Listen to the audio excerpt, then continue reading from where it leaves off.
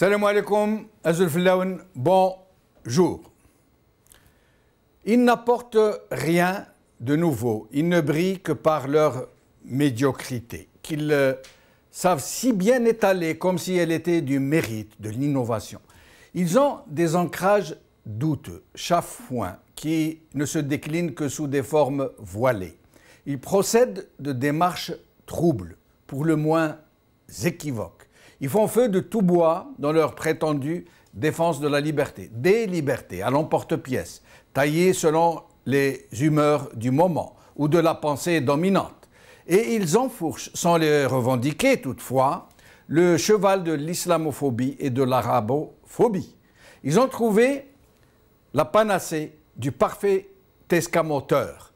Ils sont là à miauler des professions de foi républicaines, dans le même temps qu'ils tentent de saper le peu de cohésion, de mémoire et de valeur qui restent.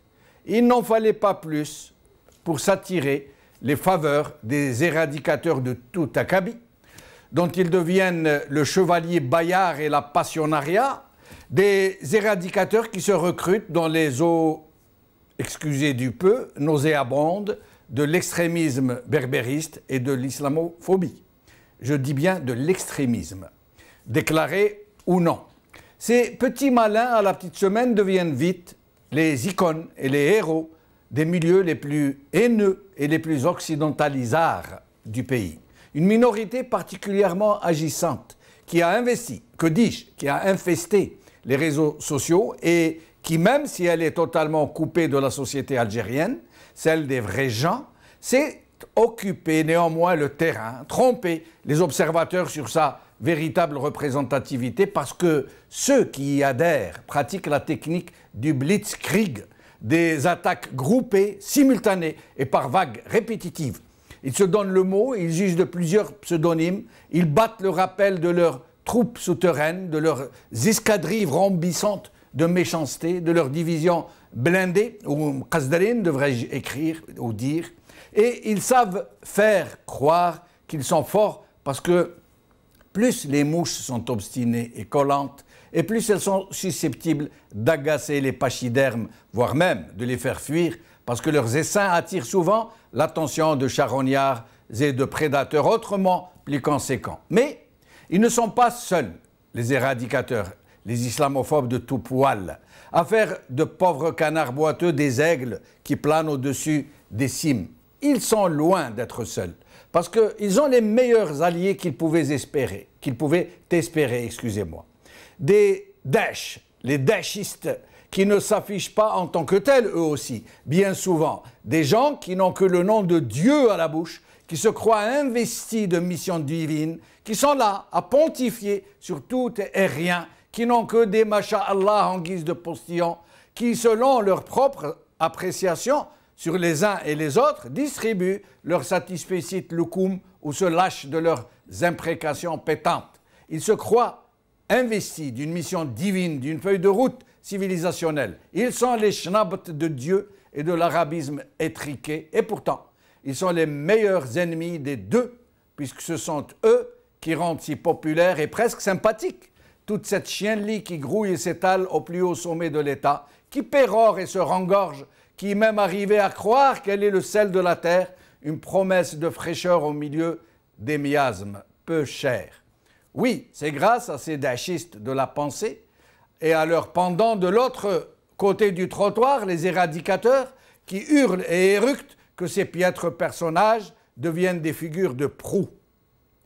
L'alliance objective des éradicateurs et des daechistes, même s'ils laissent croire qu'ils s'affrontent, est devenue le meilleur moyen de promotion des escrocs qui infestent les espaces publics, qui s'emparent des tribunes, qui s'érigent en porte-étendard de prétendus idéaux. Des opportunistes qui ont bien compris le schmilblick, ils savent qu'il leur suffit juste d'adopter une démarche qui soit islamophobe et arabophobe, mais qui ne se dit pas, qui ne s'affiche pas en tant que telle, pour se voir tout aussitôt porté vers les cimes de la renommée par des nuées de mouches de l'un et l'autre camp, pour se voir ériger totem des éradicateurs ou désigner bouc émissaire des daechistes. Dans l'un et l'autre camp, des personnages insignifiants deviennent, par la grâce de la haine conjuguée au temps de l'islamophobie et du fanatisme, de grandes figures, un idéal, un message, une mission. Voilà comment des furoncles sont transformés en volcans. Aujourd'hui, à l'Huffington Post. Journée d'études autour de l'arabe algérien. La derja, une langue à part entière. Par Nejma Rondeleux. Algérie1.com. De la langue nationale et des langues maternelles. TSA. Derja à l'école. À travers la langue maternelle, on transmet des valeurs et un imaginaire. Par Hajer Nenfa. aujourd'hui, nous allons donc évoquer cette polémique de l'introduction de l'arabe dialectal dans le programme de l'enseignement du primaire, ou plutôt du préparatoire, nous dit-on. Mais avant de commencer, et pour qu'il n'y ait pas d'équivoque, d'amalgame sur la question au sujet de notre derja, je voulais vous faire entendre un poème dans cette belle langue, composé et dit par Yassine Ouabt.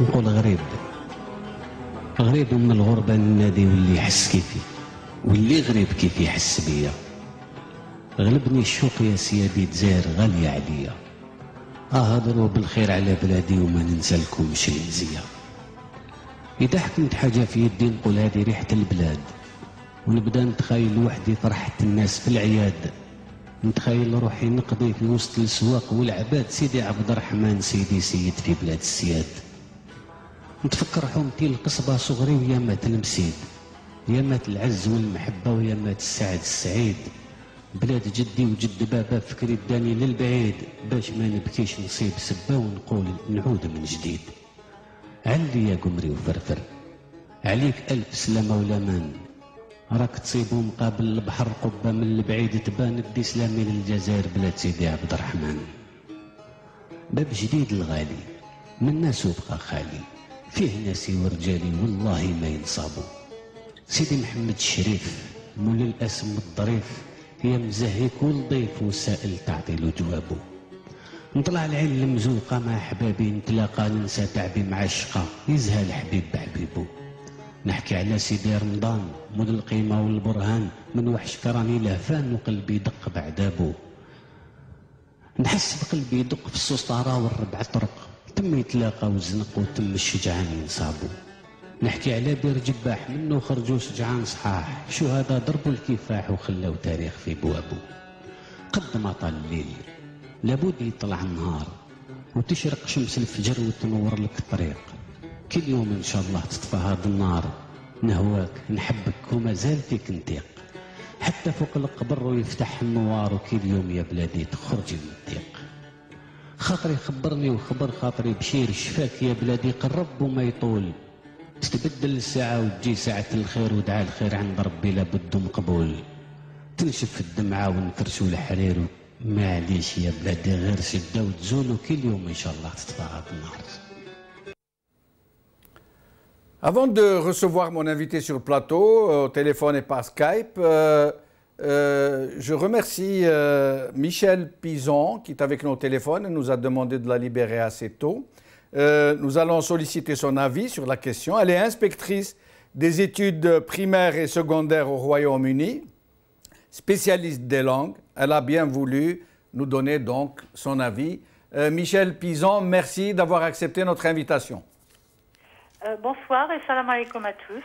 Alaikum salam, merci d'être avec nous. Alors, vous savez, je ne sais pas si vous êtes au courant, en Algérie, donc, le pouvoir politique a décidé d'introduire l'usage de la langue derja, de la langue vernaculaire algérienne, du parler algérien, dans les cours préparatoires, alléguant que les enfants qui ne connaissent que leur langue maternelle, qui n'a rien à voir avec l'arabe classique qu'ils vont apprendre à l'école, a donc décidé de leur communiquer l'acquisition de la langue arabe classique par le biais de l'arabe parlé vernaculaire algérien.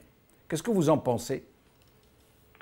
Bon, Tout dépend de ce qu'on veut dire par enseigner le Fosra, en fait, par le biais de Derja. Derja, à mon avis, a sa place dans le primaire.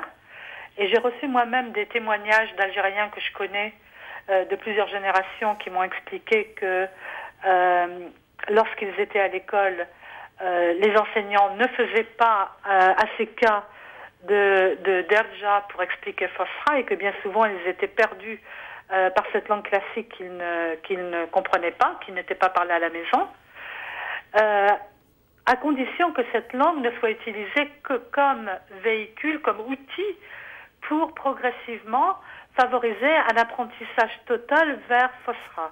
Car il ne s'agit pas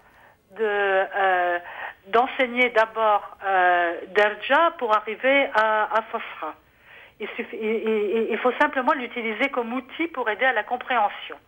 Alors, il y a quand même plusieurs questions qui se posent. D'abord, de quel Derja parle-t-on? Parce que moi, mon expérience, connaissant, disons, beaucoup d'Algériens et en Algérie et ailleurs, et en Europe, des différentes générations, ils parlent tous des niveaux de Derja qui sont bien différents. Et moi-même, lors de séjours en Algérie, j'ai pu observer qu'à l'intérieur d'une même famille, au sein d'une même famille, différentes personnes de différents âges parlent différents niveaux de Derja. Et que la règle générale, c'est que les plus anciens parlent un dialectal qui se rapproche de Fosra, alors que les plus jeunes parlent un dialectal qui est très éloigné de cela et qui emprunte à plusieurs langues, non seulement le français, mais aussi l'anglais et d'autres langues selon les pays qui ont été visités ou même les programmes de télévision qui sont regardés. J'ai même pu observer qu'il y avait une incompréhension totale, parfois, dans les discussions familiales, entre, par exemple, une grand-mère et ses petits-enfants. Parce que le niveau de Derja était vraiment trop différent pour que les anciens, quelquefois même seulement les parents, puissent comprendre les enfants. Vous soulevez Michel Pizan, une question très très intéressante, brûlante même, puisqu'en fait, vous avez tout à fait raison. La Derja de nos parents, moi je m'en rappelle très bien, j'étais enfant quand on parlait une Derja qui ressemble au poème que vous venez d'écouter de Yassine Ouabed, qui est très épuré, très pur, qui sans être de l'arabe classique est très... Elle a ses règles, elle a ses équilibres, son rythme. Et celle d'aujourd'hui, une sorte de sabir, où on dit, au lieu on dit par exemple on dit traverse l'autoroute, crasat automobile, jette l'ambulance, les urgences, etc. Et donc, d'abord, vous soulevez donc une question très intéressante, parce qu'il n'y a eu aucune consultation en l'occurrence. Le ministère de l'Éducation nationale n'a consulté personne, ni aucune institution, ni aucune académie, ni quoi que ce soit qui appartient à la société civile. Et surtout, c'est vrai, on ne sait pas dans quel Derja cette expérience va être menée. À votre avis, comment ils vont faire?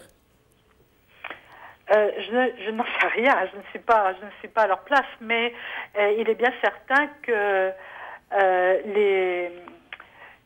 les règles devraient être solidement établies pour tout le pays et que la formation des enseignants doit suivre absolument, parce que je ne vois pas comment dans un pays où il y a des différences régionales, ce qui est tout à fait normal, et aussi des différences intergénérationnelles, et puis aussi des différences selon les niveaux socio-économiques, comment les enseignants vont pouvoir... Il n'y a rien qui est standardisé au niveau de la Derja en Algérie. Il n'y a pas de standardisation. Donc comment est-ce que les enseignants qui eux-mêmes ont un certain bagage vont pouvoir reconnaître déjà qu'il y a des différences au niveau national? Ils ne connaissent pas toutes les différences de leur propre pays, qui est un pays quand même assez grand. Donc il y aura déjà un problème à ce niveau-là. L'autre problème que je vois, moi, en tant qu'inspectrice et en tant que linguiste, enfin, l'inspection des langues était quand même ma spécialité, c'est que la langue parlée, bien sûr, elle a sa place surtout pour les enfants d'âge primaire. Mais la langue parlée sert de support à l'écriture. Or, la Derja Il n'y a pas d'écriture en Derja, c'est une langue qui est seulement parlée. Il n'y a pas de texte, il n'y a pas d'histoire de l'écriture en dialectal en Algérie. Ah si, excusez-moi de vous apporter la précision. La Derja du Sha'ar al-Melhoun, par exemple, comme celle que vous venez d'écouter de Yassine Ouabed, ou de Qaddour al-Zarhouni, ou de Moussa Ben Brahim, de grands poètes de Derja, s'écrivaient en lettres arabes. Et elle avait même ses règles. Oui, mais là, vous parlez, comme vous l'avez dit auparavant, d'une langue qui est assez épurée. Oui, épurée et qui s'écrivait en arabe. Avant qu'on ne dise « traverse l'autoroute, krasat automobile », quoi. Oui, ou alors même « move vite ». En tout cas, Michel Pizan, je vous remercie infiniment. Vous venez de soulever un lièvre, en fait, que nous allons poser, une question que nous allons poser à nos invités. Nous vous libérons. Merci. Puis-je soulever d'autres questions, si vous me le permettez? Je vous en prie, avec grand plaisir. Oui. Alors, l'autre question, c'est le dialectal. Bon, vous avez parlé d'un dialectal épuré qui a été propagé, disons, par des gens à une certaine époque. Mais mon expérience, c'est que ce dialectal épuré n'est pas le fait de tout le monde. Ce n'est pas disons, il n'est pas accessible à tout le monde, en effet. L'expérience de l'enfant moyen en Algérie. Oui. Alors, la question qui se pose, c'est ce dialectal auquel sont confrontés les enfants tous les jours chez eux et qu'on pense leur faire apprendre à l'école, est-ce qu'il permettra de donner de support au raisonnement et au développement de la pensée? Parce que ça encore, mes observations de ce qui se passe dans les familles algériennes de plusieurs générations, je précise bien, c'est que ça n'est pas le cas.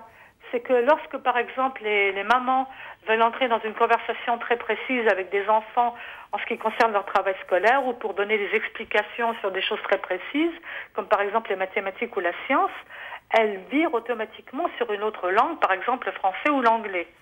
Donc, mon expérience, là encore, c'est que les adultes qui encadrent l'enfant, par exemple à la maison, parce que l'école ne peut pas être divorcée de ce qui se passe à la maison.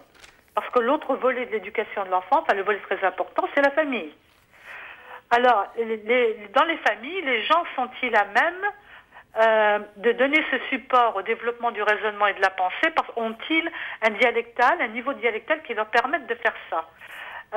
En supposant que les enseignants auront eu la formation nécessaire pour pouvoir donner ceci à l'enfant.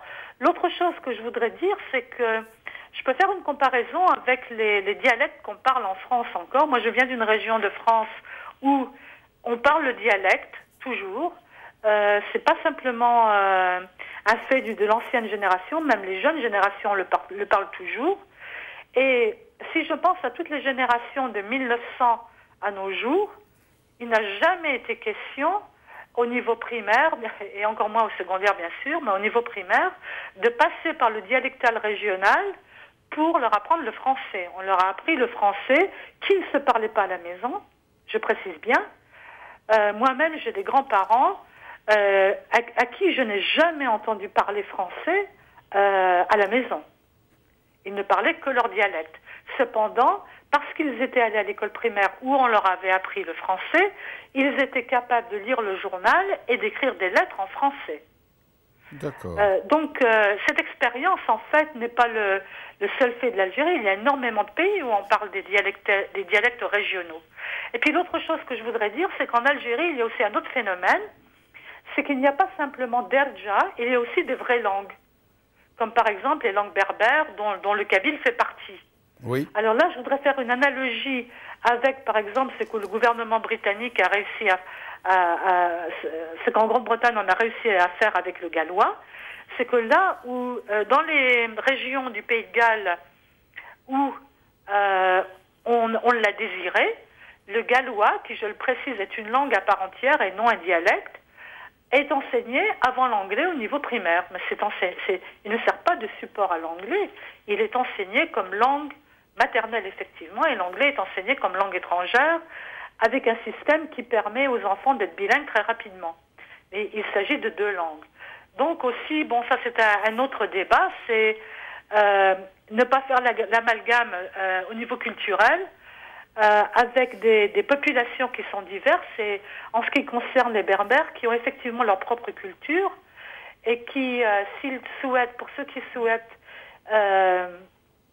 conserver leur langue et leur culture, c'est réfléchir aux aménagements qui peuvent être faits pour donner tout le respect à la langue qui véhicule leur culture, pour qu'elle soit enseignée à leurs enfants et qu'elle ne soit pas perdue. Mais ceci ne se fait pas au détriment de l'arabe, ça se fait en parallèle avec l'arabe. Voilà tout ce que j'avais à dire sur la question. Michel Pizan, merci infiniment pour tous ces éclaircissements. Vous avez, comme je l'ai dit, soulevé plusieurs lièvres, pas qu'un seul. Nous allons donc en parler avec nos autres invités. Je vous remercie en espérant vous revoir lors d'une autre émission. Merci infiniment.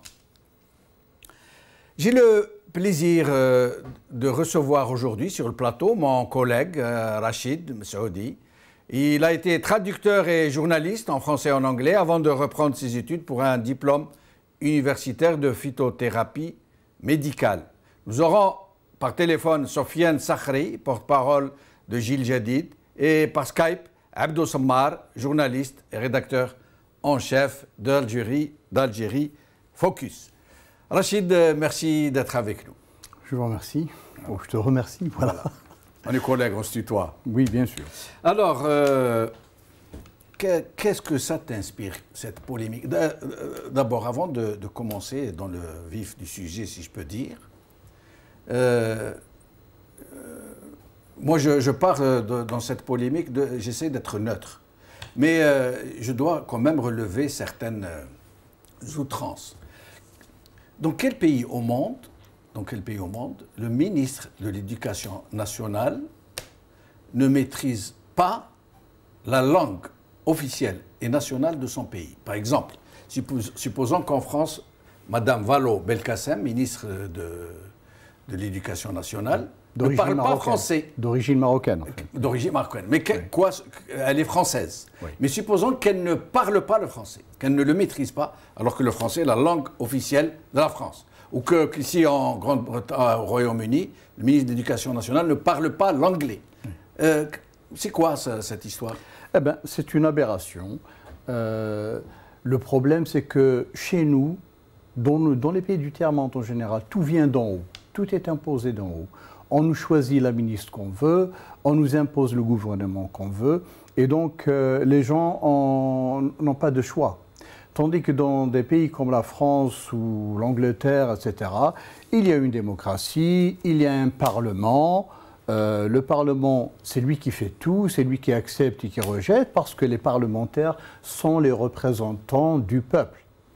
Et donc, ils représentent les vues du peuple. Chez nous, ce n'est pas la question. Mais à ce point, imposer un ministre de l'Éducation qui ne parle pas la langue officielle on nous a bien imposé des gouvernements successifs avec des élections truquées depuis 1962. Que veux-tu qu'on fasse? C'est ça la vérité chez nous.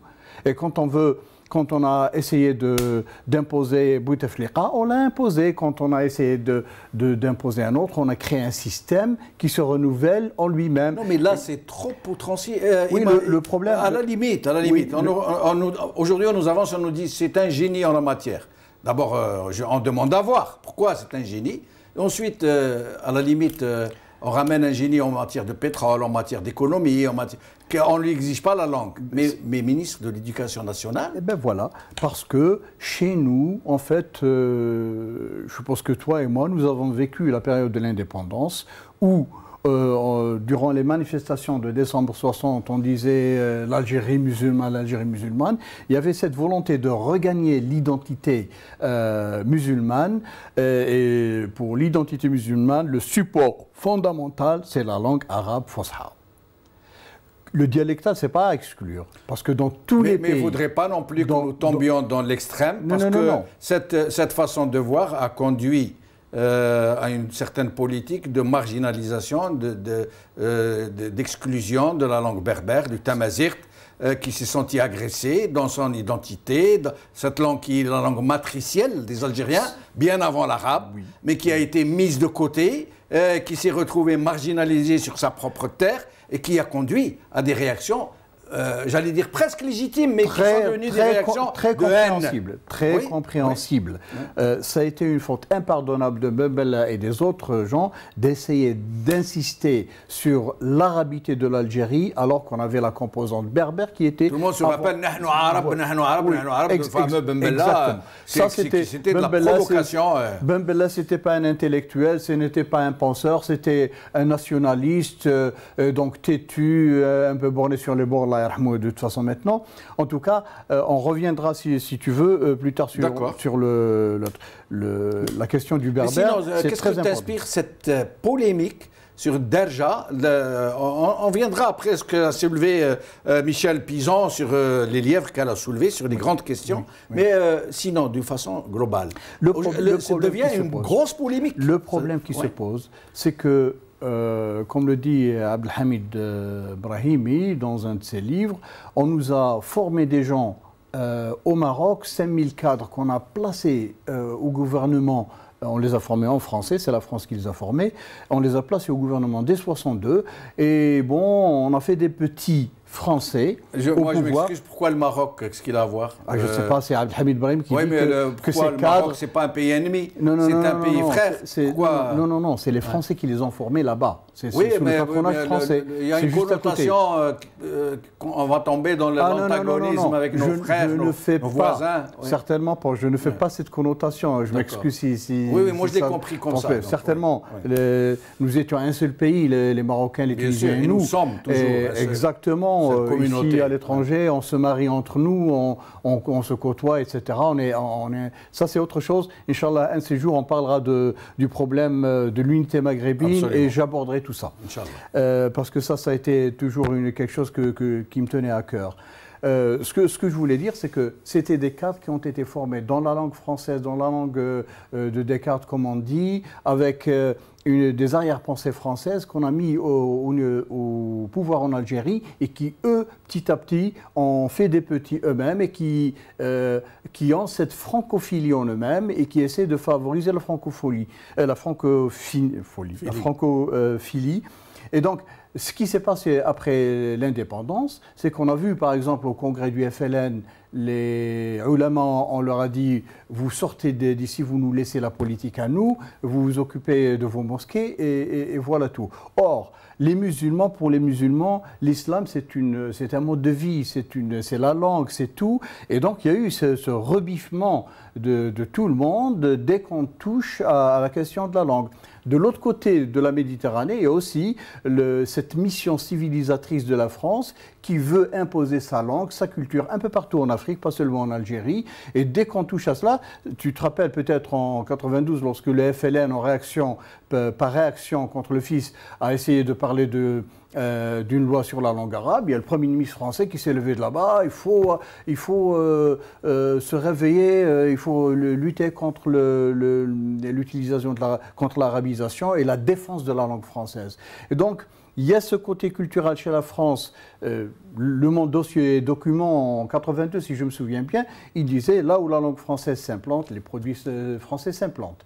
Mais Rachid, est-ce que cet amalgame que nous faisons de façon volontaire ou non, entre l'arabité ou l'arabe, la langue arabe, et l'islam, est-ce que ça ne dessert pas l'une et l'autre? Est-ce qu'il ne dessert pas la langue arabe et l'islam, puisque les gens qui ne veulent pas entrer dans ce schéma se sentent agressés, comme je l'ai dit tout à l'heure. Je te donne un exemple. Pendant la Révolution, les gens qui combattaient la France, c'était un djihad. D'ailleurs, les combattants, on les appelait moujahidines. Oui, en arabe. En français, c'est autre chose. Les gens qui mouraient au champ d'honneur, on les appelait shuhada. Oui. Le cri de guerre du FLN et de la LN à l'époque, c'était Allahu Akbar. Moi, je connais une histoire à travers quelqu'un que je connais, d'un homme de gauche. Il me disait, même nous, les gens de gauche, les progressistes, quand on allait au combat, on criait Allahu Akbar, Allahu Akbar, alors que nous, on n'est pas de cette tendance. Oui. Mais est-ce que, une fois que l'indépendance a été arrachée, est-ce qu'il ne faut pas ranger cette façon de dire non, vous parlez arabe, c'est valé, que vous êtes musulman, c'est valé, que pourquoi ne pas laisser le choix aux gens d'opter, de choisir, et par exemple, la langue d'Arja. Moi, je ne suis pas d'accord avec Ben Rebret, sa façon d'être, de ne pas consulter. Mais la langue Derja, c'est notre patrimoine, c'est notre langue.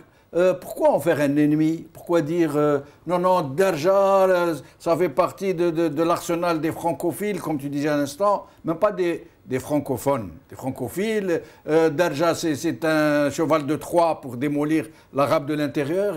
Est-ce que ces amalgames ne risquent pas de desservir? D'abord, je n'ai pas dit Derja utilisé par la francophilie. Oui. Certainement pas, je n'ai pas dit ça. Oui. C'est ce que suggèrent les gens qui vont en feu de tout bois dans Derja, le dialectal existe dans tous les pays. En Angleterre, ils ont le Cockney, à Londres, dans la région londonienne. Dans le Yorkshire, qui est le nord de l'Angleterre, ils ont ce qu'on appelle le Broad Yorkshire. Oui. En Écosse, dans la région de Newcastle, ils ont ce qu'on appelle le Geordie. Ce sont des dialectes locaux que moi et toi, nous ne comprenons pas. Oui. Et pourtant, ils existent, mais on ne les a pas érigés à des langues nationales qu'on enseigne dans les écoles primaires. On ne les enseigne pas. Mais elle, la ministre, qu'est-ce qu'elle est en train de dire? Elle est en train de dire, nous, au début, elle a démenti. Elle a dit, non, n'est pas question, ce n'est pas un projet, c'est faux, c'est une propagande. Après, elle a reconnu. Elle a dit, oui, c'est vrai, c'est un projet. Mais nous n'allons pas remplacer la langue arabe classique par la Derja. Nous allons juste nous en servir. Moi, je ne la défends pas, je suis en train de dire ce qu'elle dit. Nous allons nous en servir pour les cours préparatoires les 2 premières années, parce que les enfants qui arrivent, ils ne parlent que la langue de leur mère, ce n'est pas l'arabe. Donc, on va leur apprendre la langue arabe classique avec la langue de leur maman. En quoi cela est-il rédhibitoire? De toute façon, jusqu'à présent, moi, j'ai fait l'école primaire Al-Harraj, j'ai fait le secondaire là-bas à Alger, etc. Les profs d'arabe nous parlaient, quand il s'agissait d'expliquer certaines choses en dialectal, ils parlaient, mais quand ils enseignaient la langue la langue de la pensée, de l'écrit, etc. Le dialectal, comme j'ai dit, il existe partout, on ne peut pas le supprimer. Quand bien même on essaye de le radiquer, ça ne s'éradique pas. Ça fait partie de tous les peuples.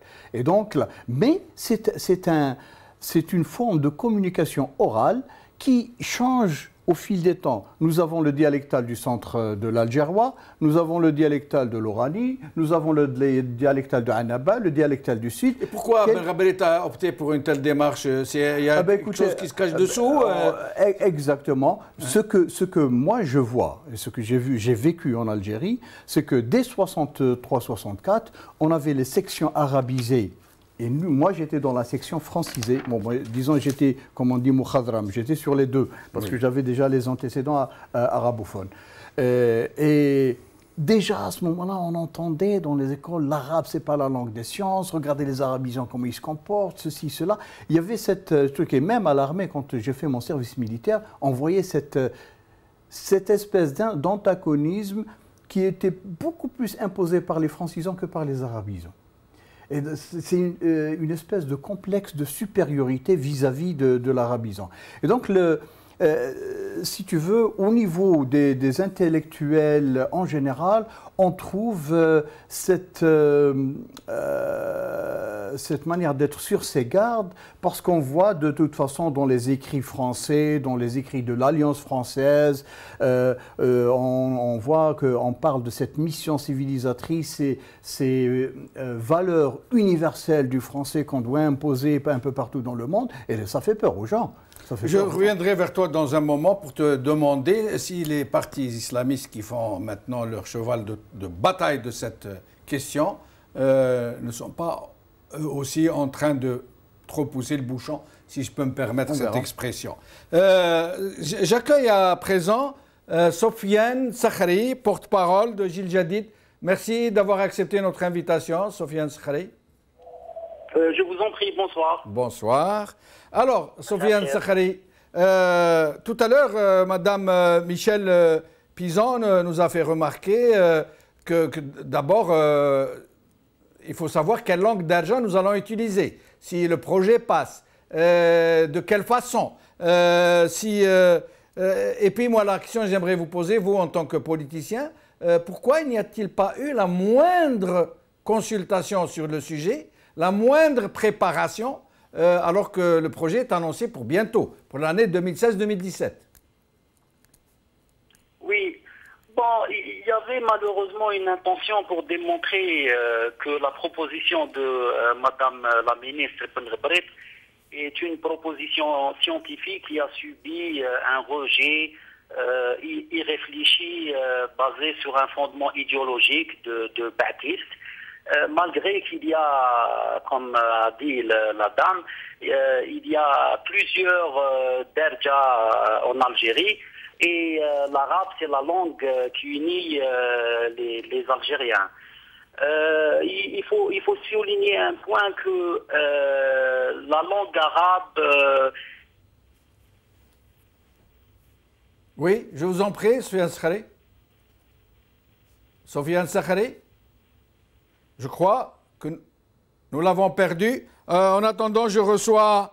Abdou, en attendant que nous le retrouvions, je reçois Abdou Sammar. Abdou Sammar, merci d'avoir accepté encore une fois notre invitation. Vous étiez avec nous hier. Merci Jamel de m'avoir invité. Le sujet est effectivement très important. Et bon, je ne suis pas du tout d'accord avec ce que notre invité, notre ami commun a dit tout à l'heure. Et je regrette certains de ses propos et j'aimerais vraiment apporter quelques éclaircissements. Moi qui est sur place, Abdou, je vous en prie. Alors, enfin, un débat contradictoire, moi j'en raffole. Non, mais je suis pas du tout d'accord. D'abord, je pense que rappeler que les dirigeants sont nés au Maroc, je sais pas quoi, ça n'a rien à voir avec le débat. Il y a des Allemands qui sont nés en Pologne et qui sont devenus des grands dirigeants allemands. En Allemagne, ça n'a jamais causé polémique. Je pense que c'est pas utile de parler de ça. De deux, quand vous dites qu'il n'y a pas eu de consultation, c'est faux, Jamel. C'est faux. Il y a eu une conférence nationale où tous les pédagogues algériens ont été associés, où tous les directeurs du wilaya, des éducations. Abdou, je vous interromps 5 secondes. Je vous rends la parole tout de suite. Moi, je dis ça parce que jusqu'à il y a quelques jours, la ministre, Mme Ben Ghebret, disait non, ce n'est pas vrai, nous n'avons jamais eu cette intention, il n'y a jamais eu ce projet, on est en train de vous mentir. Je vais t'expliquer, Jamel. Oui. Je vais t'expliquer. Oui. Ceux qui ont menti, ce n'est pas la ministre, c'est le lobby islamiste conservateur qui est en train de mentir. Qu'est-ce qu'elle a dit, la ministre? Oui. Il n'est pas question d'enseigner la derja. Non, il est question d'enseigner en derja, ce qui est différent, complètement différent. Ça veut dire quoi? Ça veut dire qu'on va demander aux enseignants, lors de la première année et la deuxième année primaire, d'utiliser les expressions en derja pour pouvoir expliquer les maths et les autres matières. Et cette recommandation s'appuie sur un rapport scientifique établi par l'UNESCO, mais chez l'association des ulama, ou je ne sais pas quoi, l'UNESCO, une institution universellement reconnue, qui a fait des études aux Philippines, au Brésil, en Turquie, en Malaisie, et qui a prouvé scientifiquement que lorsqu'un élève, qu'il soit d'Oran ou la d'Adrar, ou la de Tombouctou, quand la première année ou la deuxième année de son école, on lui parle une langue qui est complètement étrangère, il ne peut pas comprendre ni le maths, ni etc. Donc c'est qu'est-ce qui est demandé aux enseignants? D'utiliser la langue mère, qui est l'arabe dialectal algérien, pour pouvoir assimiler. Troisième chose, Jamel, et c'est très important de le dire. Quand vous dites que la langue arabe, la ministre ne parle pas la langue arabe qui est la langue nationale, c'est faux.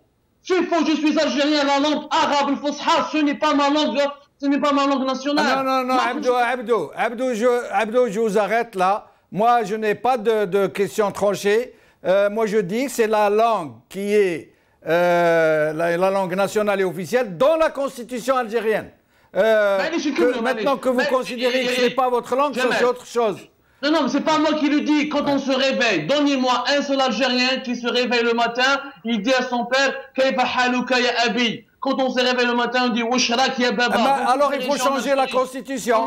Alors il faut changer la constitution. On va arriver, Inch'Allah, au pouvoir et on va changer la constitution. Deux choses. La derja ne s'oppose pas à la langue arabe, al-fusha. On n'est pas dans une logique conflictuelle. L'arabe classique est un grand composant de notre identité, mais l'arabe derja, qui est la langue algérienne, la langue de Cheikh Lanka, la langue de Cheikh Gelwabi, des poètes dont tu as parlé, Jamel. Alors, Abdou, avant de vous laisser continuer, je vais laisser Rachid. Il veut vous répondre, un dernier point. Non, je vais vous rendre la parole. Un dernier point. Jamel, j'ai beaucoup patienté. Un dernier point. Oui. Je donne des exemples de pays. Il faut arrêter de faire des amalgames. En Turquie, ils parlent turc, ils ont l'alphabet latin. Est-ce que les Turcs sont moins musulmans que les autres pays musulmans? C'est faux. La Malaisie, ils ont promu leur langue qui est le malais, qui est un mélange de chinois, d'Indiens et d'Anglais. Abdou Sammar, on va sortir du sujet. Là, en Turquie, la décision de latiniser l'écriture a été prise par Mustafa Kemal dans un angle purement idéologique. C'est un autre sujet. Mais sinon, Abdou, Rachid souhaite vous poser une question, mais avant, moi aussi, j'aimerais poser une question.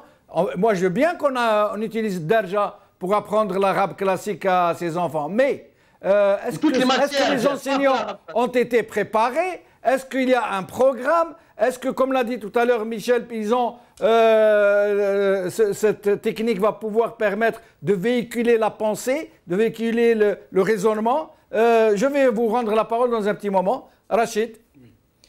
Oui, je n'ai pas de question. Si ça marche, je veux juste faire un commentaire. D'abord, on est tous d'accord que, comme je l'ai dit tout à l'heure et je le répète, que la langue dialectale existe, ou les langues dialectales existent dans tous les pays. On a beau essayer de les supprimer, ça ne se supprime pas. Ça, c'est un côté. Deuxièmement, les études scientifiques existent à l'UNESCO. Les pays, la France, par exemple, elle a fait loi sur loi dans les années 80-90 pour supprimer l'utilisation des mots anglais, ce qu'on appelle le franglais, dans la langue française. La dernière loi, c'est la loi Toubon, je crois que... Sandwich, week-end, etc. Non, ça c'est déjà peut-être des mots football, volleyball, etc. Ouais. Sandwich, c'est déjà entré dans la langue. Mais d'autres, par exemple, maintenant, on trouve les jeunes Français qui travaillent chez McDonald's, ils disent on fait l'open, on fait la close. Oui. Open and close. Je suis en off. Voilà, je suis en off. Et ça a causé des ennuis au niveau des dirigeants français. Et donc la loi Toubon, c'est en 92, si je me souviens très bien, à ce moment-là j'étais encore dans le journalisme, elle interdisait aux journalistes d'utiliser des mots anglo-saxons, des vocables sous peine de verbalisation. Ouais. Bon, c'est peut-être pas appliqué. En tout cas, ce que j'ai suivi moi, c'est que les Français ont fait... Mais Abdou Sammar dit, il est en train de dire, de toute façon, je me trompe de dire que Ben Rabelais ne parle pas la langue nationale du pays. Il dit, ce n'est pas notre langue. Qu'est-ce que vous pourriez lui répondre sur ça? Moi, tout ce que je peux lui répondre, j'aurais bien voulu qu'il soit avec nous ici sur le plateau, ou bien qu'on se réunisse autour d'un couscous pour discuter à longueur de journée. Moi, je dirais qu'on fasse un référendum en bonne et due forme au peuple algérien, on le laisse décider. Pourquoi on impose des choses d'en haut? Ici, quand quelque chose est prise, une décision est prise, c'est le Parlement britannique qui, lui, décide. Parce que ce sont les représentants du peuple qui décident. Ce n'est pas le Conseil de ministres comme elle propose. Mais il y a des gens qui vous disent ça, ce n'est pas négociable, il n'y a pas de référendum sur ça. Ou d'autres sur l'autre trottoir qui disent pourquoi la majorité devrait-elle décider et étouffer les minorités. Ça veut dire que ce n'est pas aussi simple. Il ne s'agit pas d'étouffer les minorités. Il s'agit de demander par exemple aux Algériens, est-ce que le dialectal, vous le voulez ou pas? Je suis sûr que 100% des Algériens diront oui, on le veut. Est-ce que le dialectal va être utilisé? Mais quel dialectal? Exactement, tout le problème est là. Alors on a l'oranais, on a l'algérois, on a disons, les dialectaux aussi berbères, on a le dialectal de les berbères considèrent que leur langue n'est pas un dialecte, mais une langue à part entière. Ils ont des variations. Ils ont des variations dialectales. Dans toutes les langues, il y a des dialectaux. Tout le problème, c'est de savoir, est-ce qu'on va utiliser graduellement, et parce qu'il y a des arrière-pensées idéologiques dans tout ça, et moi je les ai vécues en Algérie, et je les vois encore venir. C'est toujours cette histoire de lutte contre une France qui veut imposer sa culture et sa langue, et les écrits sont là, ils sont nombreux, ou bien, les gens qui se défendent contre ça. On va prendre Sakhari. Disons, les positions sont assez... On va prendre Sakhari et Sofiane, puisqu'on est pris par le temps, c'est vraiment trop court. Sofiane Sakhari, on a été coupé tout à l'heure, on s'en excuse. Vous pouvez poursuivre ce que vous disiez ou faire une observation quelconque. Oui, bien sûr. Bon, je dois juste souligner que la langue arabe, c'est un élément essentiel de notre identité. Comme la majorité, en plus c'est la langue officielle, en plus c'est la langue de notre religion. Si on parle d'études de think tank. Beaucoup d'études de think tank ont prouvé que l'enfant a une capacité à assimiler 4 langues classiques à la fois, contrairement aux adultes. Alors on se demande pourquoi on prive l'enfant algérien à apprendre l'arabe classique, l'amazigh, l'anglais, le français, etc. Si un autre point qui est lié à la richesse de la langue arabe, il faut juste souligner un avantage très important. La langue arabe classique est tellement riche que cette langue développe une excellente prononciation des lettres, par exemple. Je m'explique. Si un espagnol dit, par exemple, I have, un espagnol ne peut pas dire I have. Un espagnol va dire I have. Si un Français va dire this is the question, un Français va dire this is the question. Un Algérien peut dire this is the question, un Algérien peut dire I have, parce que l'Algérien connaît bien l'arabe classique et pour ça, il a une bonne prononciation des lettres. Il ne faut pas sous-estimer l'arabe autant que langue de civilisation, autant que langue de science, autant mais que au sujet de la Soufiane Sakhari, si on la compare avec d'autres langues. Soufiane Sakhari, au sujet, Soufiane Sakhari, excusez-moi de vous interrompre, au sujet, parce qu'il ne nous reste plus beaucoup de temps. Au sujet de l'introduction de la langue darja dans les cours préparatoires pour les écoliers tout nouveaux qui débarquent pour leur apprendre l'arabe classique par le biais de la darja. Est-ce que vous êtes d'accord? Qu'est-ce que vous avez à dire sur la question? Le problème avec la derja, il y a beaucoup de derja en Algérie. Est-ce qu'on va unir la derja pour apprendre aux enfants la derja? Par exemple, à Londres, il y a le cockney. Dans les établissements britanniques, c'est interdit qu'on enseigne avec le l'argot de telle ville dans l'établissement officiel. Alors ça, c'est pas du tout pédagogique. Je souligne juste, pour en finir, un point très très important, que durant les années 90, malheureusement, il y avait une intention de mettre en vigueur ce projet d'enseigner la derja dans le niveau primaire, avec une pression qui a été imposée par un pays de l'autre mer, je précise la France.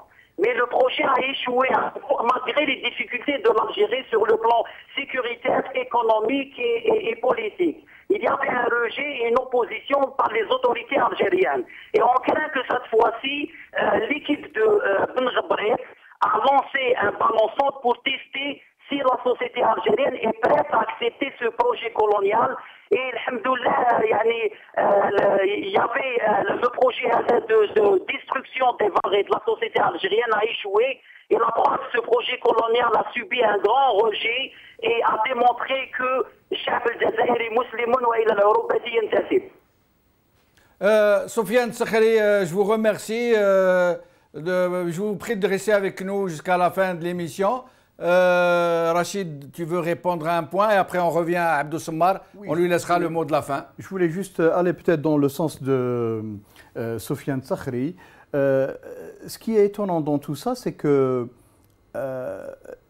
cette nouvelle décision de la ministre vient après une réunion de ce qu'on appelait les défenseurs du dialectal, de la langue algérienne comme ils disent. C'est fait par un certain centre d'études des Glycines qui se trouve dans le diocèse de l'Église chrétienne, dans le diocèse d'Alger. Ces gens, ils disent qu'ils se battent depuis une quarantaine d'années pour la réhabilitation du dialectal algérien. Alors, ça veut dire, qu'est-ce que tu veux dire par là? Je veux dire que ce sont... C'est une croisade on nous dit que c'est des spécialistes de l'université de Rennes et des spécialistes de l'université d'Alger, on ne sait pas qui ils sont. Et c'est eux qui sont en train de faire des manuels, ils ont une quarantaine de textes, ils ont une méthode qui s'appelle une méthode Kamel, qui sont en train de réviser, etc. Alors, je ne sais pas si ça existe, ça, mais moi... Non, ça existe. Non, d'accord, je te crois sur parole. Mais ce que je sais, c'est que les gens qui sont en train de soutenir cette initiative, cette moi, je ne crois pas qu'il soit comme ça. C'est une théorie du complot que, personnellement, moi, je ne peux pas accepter. Ce n'est pas une théorie du complot. Je ne peux pas pas valider. Non, moi, je dis que ça, c'est des gens qui disent eux-mêmes sur leur site qui se battent depuis 40 ans pour réhabiliter le dialecte algérien. Et ils disent qu'ils ont une méthode qui s'appelle la méthode Kamal, qui a été développée chez eux, dans ce diocèse, en 1971, et que maintenant, des universitaires de l'université d'Alger, dont Khaoula Ibrahimi, la fille de Talib Ahmed Ibrahimi, et des universitaires de l'université de Rennes, qui sont en train de plancher sur cette méthode Kamal pour la réactualiser. Alors, moi, je vois... Peut-être que ça n'a pas d'intention aussi malveillante. De toute façon, je ne vois pas des Allemands venir en France faire un centre, essayer de dicter aux Français comment on va enseigner le breton ou les autres. C'est une question sur laquelle nous reviendrons, je te le promets, parce que c'est très, très grave ce que tu dis là. Abdou Sammar, le mot de la fin va vous revenir. Je vous laisse répondre et finir ce que vous avez à dire. Jamal, je vais parler en algérien. Parce que je n'ai pas eu le temps de parole pour pouvoir répondre à ça, donc ce n'est pas important. Son excuse, Abdou, ce n'est pas voulu. Mais... Je pense que votre invité, notre ami invité va comprendre que Hagartouni, c'est compris par tous les Algériens. Moi, je déplore. Ce n'est pas le cas. Ce n'est pas le cas. Mais il faut venir je fais le tour du pays chaque mois pratiquement, de Ain Gizem jusqu'à Foumtboul, là où je dis Hagartouni, gars, ils fahmouni. Donc, خلاص أخويا عقرناك تفضل هدر عقرنا تازك عقرنا ليك الخط. D'abord, le jour où on arrêtera de propager des théories du complot comme a fait notre ami, je pense que vous êtes à Londres. Est-ce qu'on a le droit, parce que vous êtes à Londres, on va dire c'est les services secrets britanniques qui sont en train de vous enrouler pour faire nuire à l'Algérie, etc. Je rappelle que dans le centre diocésain, c'est un centre algérien. Il y a des Algériens chrétiens, oui, ça existe. Dans le centre diocésain, il y a une méthode de langue qui a été fabriquée par des enseignants de langue et qui sont algériens, qui sont ni allemands, ni français, etc. Je donne juste des références scientifiques. La langue algérienne existe en dépit de la variété de ses dialectes. Il y a un monsieur qui s'appelle Abdul Imam, qui est un Oranais, il m'a fait Londres, ni le club des pins, ni le centre diocésain, qui est entre la France et Oran. Il a fait un livre qui s'appelle Maghribi, et qui a expliqué scientifiquement comment, en dépit de la variété des dialectes, entre Oran, Annaba, etc., il y a une langue algérienne. Il y a plus de points communs entre l'Oranais, l'Algérien, le Chaoui, etc., que de points de divergence. C'est pas parce qu'à Oran on dit Chawala ou Algérien ça veut dire que cette langue n'existe pas. Comme il y a d'ailleurs des versions et des accents très différents entre le français. Donc, je pense que si on veut réellement avancer, il faut arrêter de polémiquer et d'accuser, de diriger des théories de complot. Moi, je dis une chose. Nous sommes Algériens, frère Jamal. Nous ne serons jamais des Qataris. Nous ne serons jamais des Saoudiens, nous ne serons jamais des Égyptiens, nous ne serons jamais des Syriens. Nous respectons nos amis arabes. Mais il y a une exception linguistique. Et le reste des nationalités alors? Et le reste des nationalités, on les respecte tous. Nous avons une exception culturelle algérienne. Nous avons une exception linguistique algérienne. Moi, je rêve et je pleure quand j'entends Grouabi. Je me sens plus proche de Grouabi que de Keltoum. Je me sens plus proche de Cheikh Haramiti que de Keltoum. Ça ne va pas changer.